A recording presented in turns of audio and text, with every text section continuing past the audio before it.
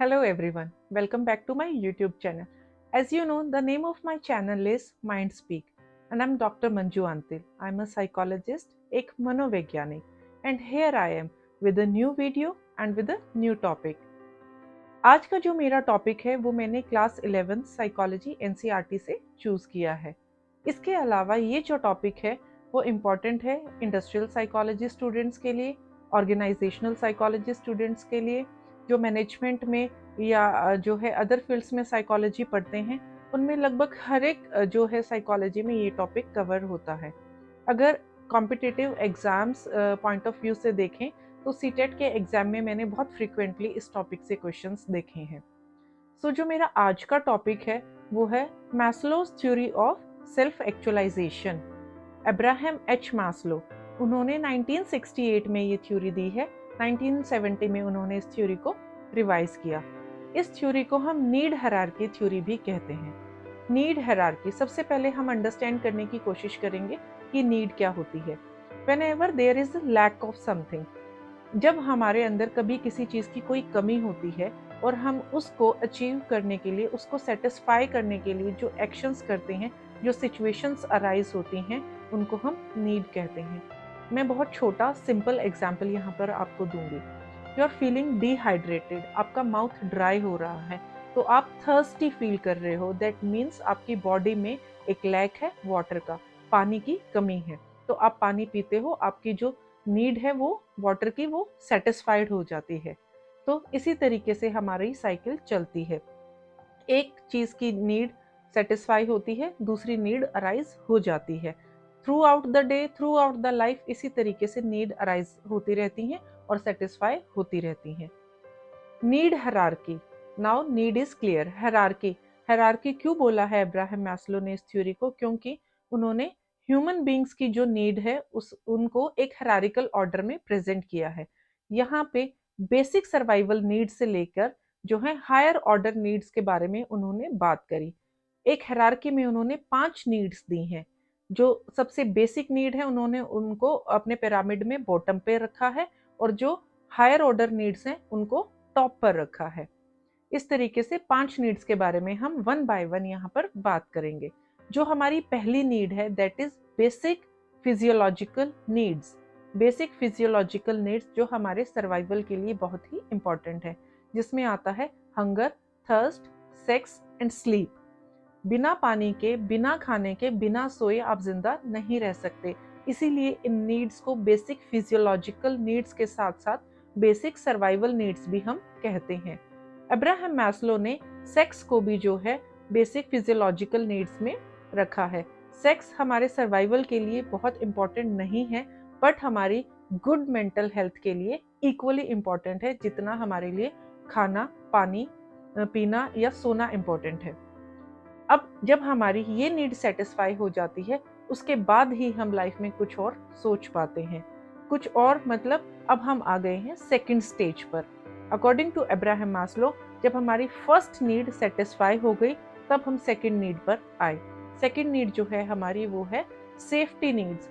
यहाँ पर हम बात करेंगे सेफ्टी को दो उसमें कैटेगराइज करके, physiological safety and psychological safety.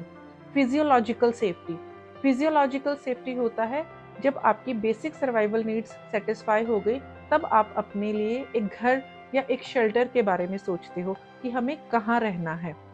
तो वो हो गई हमारी बेसिक जो है फिजियोलॉजिकल सेफ्टी। इसके साथ साथ जब हम अपने लिए घर ढूंढते हैं तो हम ये भी देखते हैं कि हम कैसी सोसाइटी में रह रहे हैं, हम वहाँ पर सेफ हैं भी कि नहीं सेफ हैं।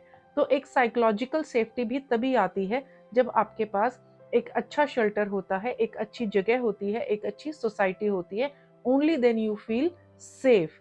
तो यहाँ पर जब हम सेफ्टी की बात करते हैं सेकंड लेवल पर, physiological and psychological both kinds of safeties are important. अब अकॉर्डिंग टू अब्राहम मास्लो, हमारी बेसिक सर्वाइवल नीड सेटिस्फाई जब हो जाती हैं तब हम सेकंड स्टेज पर आते हैं जो कि हमारी सेफ्टी नीड्स है। जब हमारी सेफ्टी नीड सेटिस्फाई हो जाती हैं तब हम जो है नेक्स्ट लेवल ऑफ नीड्स पर आते हैं जिसको हम लव एंड बिलोंगिंगनेस कहते हैं। एक आम आदमी जब उसका खाना पीना पूरा हो जाता है, जब उसके पास एक अच्छा घर होता है, उसके बाद वो लव और बिलोंगिंगनेस के बारे में सोचता है, जिसमें आता है अगर मैं इसको एक लाइन में बोलूं, to love someone and to be loved someone. आप किसी से प्यार करना चाहते हैं और कोई आप चाहते हैं कि कोई आपको भी वैसे ही रिस्पॉन्ड करे। इसमें हमारे फैमिली, हमारे फ्रेंड्स, हमारे रिलेटिव, हमारा पीयर ग्रुप, हमारा सोशल नेटवर्क आता है। इसमें आप मैरिज करते हैं, अपना जो है कपल रिलेशनशिप्स चलाते हैं। ये भी हम तभी कर पाते हैं जब हमारी उससे पहले वाली 2 नीड जो है वो सेटिस्फाइड होती हैं।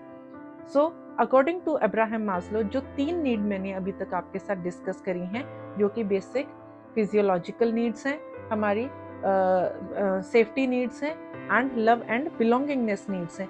ये तीनों नीड हमारी सर्वाइवल नीड्स के अंडर आती हैं, या फिर हम इन्हें जो है बेसिक नीड्स कहते हैं। एक आम आदमी जो है आमतौर पर इन्हीं 3 नीड्स में जो है रह जाता है। उसके आगे की जो दो नीड्स हैं हमारी, वहां तक वो नहीं पहुंच पाता। सो जितने भी all over the world population है, अकॉर्डिंग टू अब्राहम मास्लो, वो का उम्र जो है लाइफ टाइम जो है इन्हीं 3 नीड्स को सेटिस्फाई करने में लगी रहती है। उसके बाद आती है हमारी फोर्थ नीड को हम कहते हैं सेल्फ एस्टीम नीड।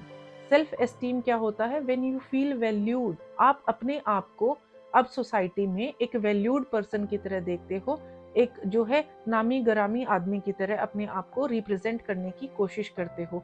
ये नीड तब अराइज होती है ह्यूमन बीइंग में जब उसकी पहली तीनों नीड सेटिस्फाई हो चुकी हैं। अब वो चाहता है सोसाइटी में 2 लोगों से जाने, और वो जो है सोसाइटी में अपना नाम बनाए, अपनी पहचान बनाए, जहाँ पे वो कॉन्फिडेंस के साथ चलता है that yes you are something, जहाँ पर वो अपनी अचीवमेंट्स को दूसरे लोगों के साथ डिस्कस करता है, और जहाँ पर वो लोगों से रेस्पेक्ट पाना चाहता है। सो सेल्फ वर्थ का जब हमारा सेल्फ एस्टीम का जब लेवल आता है, तो ये जो हमारी नीड जो होती हैं, ये हमारे 4th लेवल पर सेटिस्फाई होती हैं। इसीलिए इनको जो है बेसिक सर्वाइवल नीड्स में नहीं रखा है, क्योंकि ये हमारी आम जिंदगी की हमारी सर्वाइवल के लिए नेसेसरी नहीं है। इनको हम हायर ऑर्डर कैटेगरी में रखते हैं, या फिर हम इनको ग्रोथ नीड्स कहते हैं। जब हमारी सेल्फ एस्टीम नीड सेटिस्फाई हो जाती है, which means number 4 need satisfy हो जाती है, तब हम नंबर 5th नीड पर आते हैं, which is self actualization. Self actualization का मतलब है यहाँ पर कि एक लाइन में मैं इसे आपको समझाने की कोशिश करूंगी कि now you have achieved everything in your life. जो आपको चाहिए था वो आपको मिल गया है। Now you just have to sit and enjoy whatever you have achieved till now. एक चीज। दूसरी चीज, now you are confident enough to take the risk, क्योंकि अब आपके पास सब कुछ है, आपको बेसिक नीड के लिए फाइट नहीं करना है। You have everything, you have achieved a lot of thing in your life. अब आपके पास सब कुछ है, आपको सोसाइटी में भी 4 लोग जानते हैं। अब आप मॉनिटरी वाइज या अदरवाइज ऑल्सो किसी भी चीज पर दाव खेल सकते हो, आप रिस्क उठा सकते हो लाइफ में। This is called self actualisation.